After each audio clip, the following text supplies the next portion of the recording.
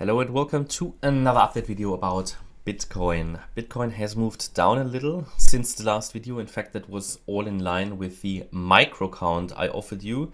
Always bear in mind that micro counts are very fragile. They don't need to work out. They morph a lot, because what could happen is that after the video a development takes place and I would rather change the count if I see a certain move. But obviously communicated a certain micro count in the video already. So just be aware that those lower degree micro counts, I'm going to show you that one again in this video, the one I showed you yesterday, that worked out so far, but just be aware they are fragile, okay? So we're still looking at this wave 2 for Bitcoin, where Bitcoin dropped to Friday's low here in an A, B, C correction. Don't want to lose any time, we just zoom into the C wave now. We're looking at the C wave here, and we can see that a wave 1 is done, a wave 2 is done, a wave 3 is done.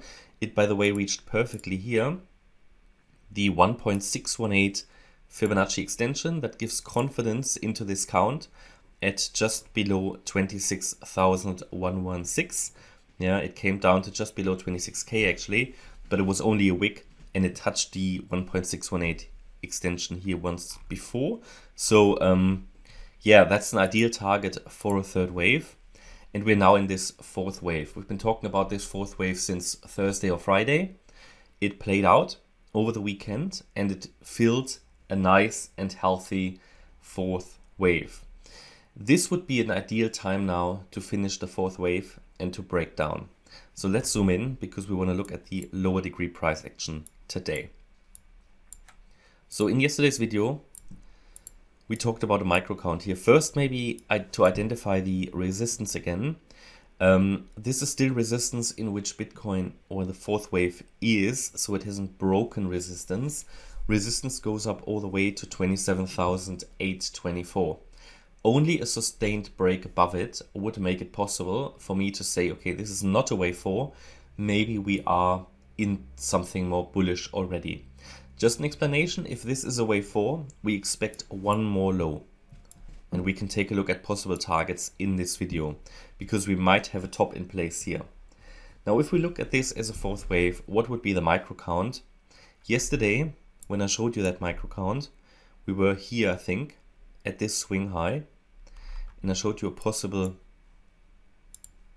count. So we said here a possible wave 1, a possible wave 2, no, 1 second. So this is high B wave, by the way. A possible 1, a possible 2. Then this here, yeah, would have to be in some way a 3, then a 4 and a 5. Yeah, I think we said another low, another squiggle to the upside would be possible. But if I count it as an ending diagonal, then the third wave has only 3 waves. Then we get a fourth and a fifth. So it has enough waves to complete the C wave. What I mean here is that this is an ideal time now, an ideal point to turn around in resistance. We already had quite a bit of a reaction here to the downside.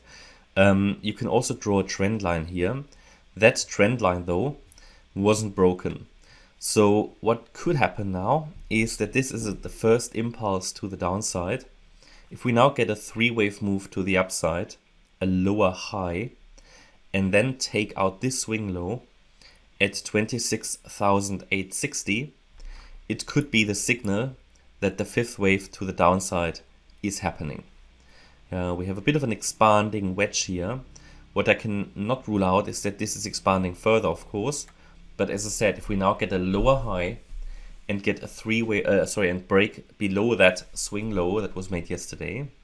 No, it was actually made today overnight. So again, 26,860. Then we have to assume, yeah, that the wave 4 is done and we're coming down in the 5th wave. So ideally it flushes it now, if it can. Again, but all the other comments remain valid. So of course, this could still push higher. You can actually count that in a bullish way as well as a 1-2-1-2 setup, which is very simply because, we have here a possible 5-wave move up in a wave 1. This here as a wave 2. This here would then also be a wave 1 because we have 5 waves, possibly as a leading diagonal. and this would be a wave 2.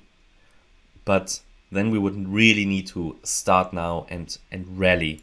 So basically what we know from this is there's the clear pivot point. So if we break below yesterday's low, then the indication is, or today's low, then the strong indication is we are coming down in the 5th wave. If we break above the high here, which was made at 27,687, it would not necessarily be bullish. Yeah, I mean, there is a bullish count, but again, it's not a complete 5-wave pattern together. Together, this 1, 2, 1, 2, if it is one, only creates a 3-wave structure. So I rarely trust 1, 2, 1, 2 setups. It is very often just an ABC structure. So just be aware of that. But what would need to happen, it would need to take out resistance. And we would want to see a 5-wave structure to the upside. And that is, to be honest, very difficult now out of this particular structure. I mean, what could happen is, if we count it as a diagonal in a bullish way, 1, 2, 3, 4, 5. If we get those 5 waves and we break above resistance, we may be able to count it bullish. Yeah, and then also with a decent likelihood.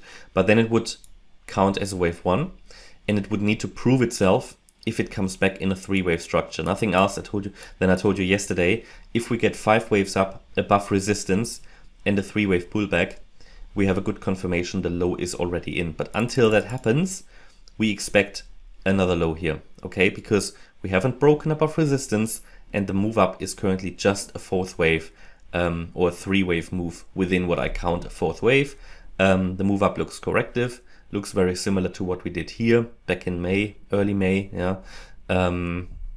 So again, in summary, it's the ideal time to turn around to the downside for Bitcoin. It naturally sees a bit of a reaction to the trend line. If we take out that low, we go lower in the 5th wave. And if it goes higher, it would need to break resistance for me to consider something more bullish. But then I also want to see the 3-wave pullback. One more thing to highlight here is the target for the 5th wave. Let's assume the 4th wave might be in. Of course, we don't have the evidence by taking out that swing low I highlighted, but we can take now the target based on the length of waves 1 through 3. Then we go to the high of the 4th wave, and we get the 61.8 extension as a possible likely target at 25,122. Yeah, and that's by the way pretty much an overlap with a 50% retracement. So there seems to be really, really good support in this area. Again, I won't rule out that the correction is already finished, no problem. If it is already finished, we just need the 5-wave move up and the 3-wave move down. Yeah. So just don't misunderstand that. It's not that I want another low. It's just that price structure at the moment, the way we see it, would suggest there is another low. And if we don't get it, then we have to count the move down as a WXY structure, which is not uncommon in crypto, as I said. And we reached the trend reversal area anyway. It's just that so far there is no impulsive rally off the lows. A bullish count would feel forced. And yeah, so let's observe it. We have communicated the pivot points clearly. So I hope you liked the update. If you did, please hit the like button, leave a comment and subscribe. And if you really like the content, then please check out the channel membership. Thanks a lot for watching. Bye-bye.